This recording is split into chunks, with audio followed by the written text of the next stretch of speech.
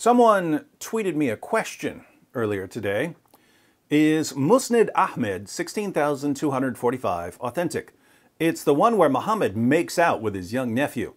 The Islamists are saying no, but they call everything they don't like a lie. And by any chance, do you know the age of the nephew when it happened?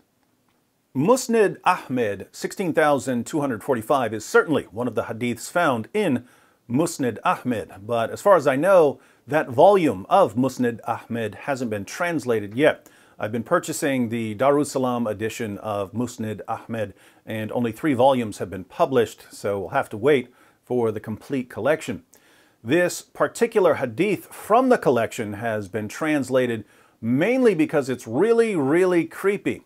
The hadith reads, Mua'wiya said, I saw the Prophet sucking on the tongue or the lips of Al-Hassan, son of Ali. May the prayers of Allah be upon him, for no tongue or lips that the Prophet sucked on will be tormented by hellfire. Hassan was Muhammad's grandson. Here we have Muhammad sucking on his grandson's tongue or lips, and Muhammad had somehow guaranteed that if he sucked on someone's tongue or lips, that person would be saved from hellfire. To be fair, this doesn't say that Muhammad was making out with his grandson. It says that he was sucking on his grandson's tongue or lips. But think about how creepy this is. Hey kid, let me suck on your tongue. If I suck on your tongue, you'll go to heaven. This is the same guy who ordered his followers to suck on his fingers so that they would get a blessing from Allah, and the same prophet who ordered grown women to let grown men suck on their breasts so that the men would no longer be sexually attracted to them because they would feel like their children.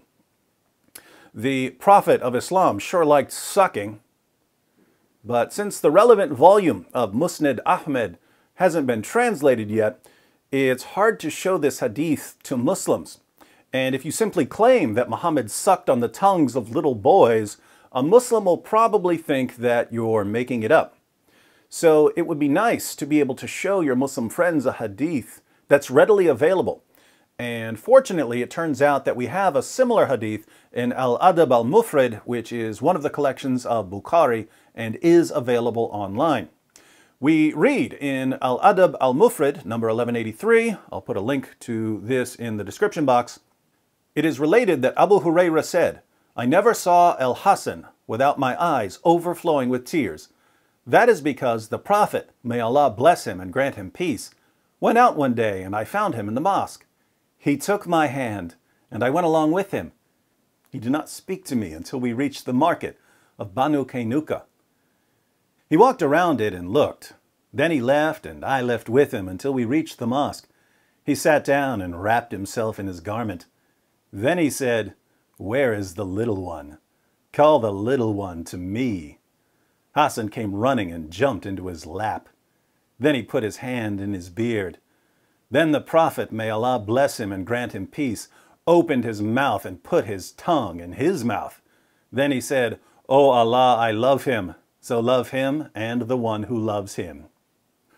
So this isn't Muhammad sucking on Hassan's tongue. This is Muhammad sticking his tongue in Hassan's mouth so Hassan could suck on it. No wonder Abu Hurayra would cry when he would think about this. Muslim apologists explain these hadiths in 2 main ways.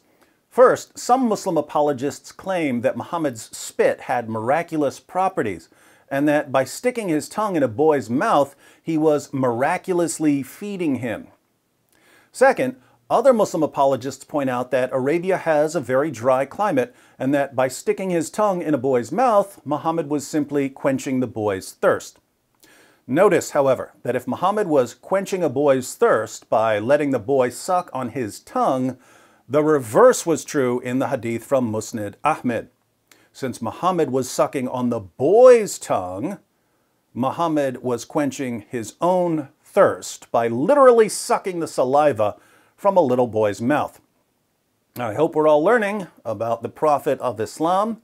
For those of you who appreciate the fine arts, we reenacted Muhammad's teachings about sucking on people's tongues and sucking on people's fingers, and breastfeeding adults in 3 installments of Islamicize Me. Enjoy the videos, and be sure to share them with your Muslim friends who don't know any of this because their imams always forget to tell them what their sources really say about the most obvious false prophet in history.